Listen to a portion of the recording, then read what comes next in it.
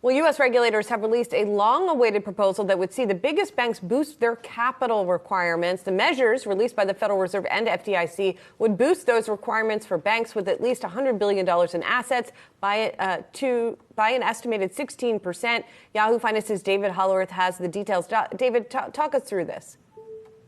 Yeah, it's a sweeping proposal we're looking at right now, more than 1,000 pages.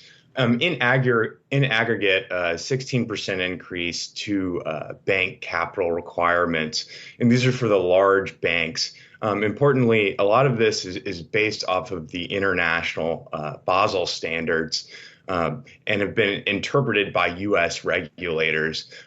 Newer things that have been added in include taking these requirements and sort of extending it to all banks above $100 billion in assets. So that sort of widens what has been a long-awaited regulatory change to something that's more of a reflection of things that have happened this year. Also importantly, the unrealized losses for available for sale securities, which previously had been something that banks didn't have to account for, has been changed. So now that is a part of something that banks do have to account for. At a high level, though, this impacts the most the giants of the industry. That's those with large trading desks and also just coast-to-coast bank franchises. Their capital requirements are expected to rise 19% on average. For the smaller, I say smaller, but the banks with 250 billion assets or more, they're going to see their average capital requirements rise by about 10%. And then the smallest of this group, those between 100 and 250 billion in assets, will see their capital requirements rise about 5% on average.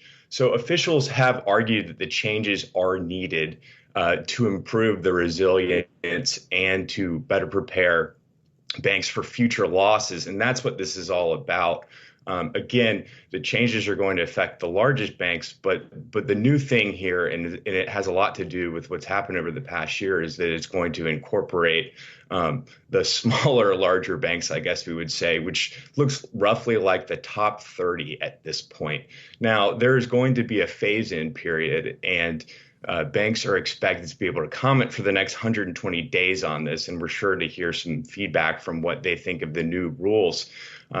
But in general, we're looking at sort of a July 2025 period to begin these new rules to phase in for the banks. And then after that, sort of they will become official in 2028, July 2028, excuse me. All right, we're going to be tracking closely that timeline there. David, thanks so much.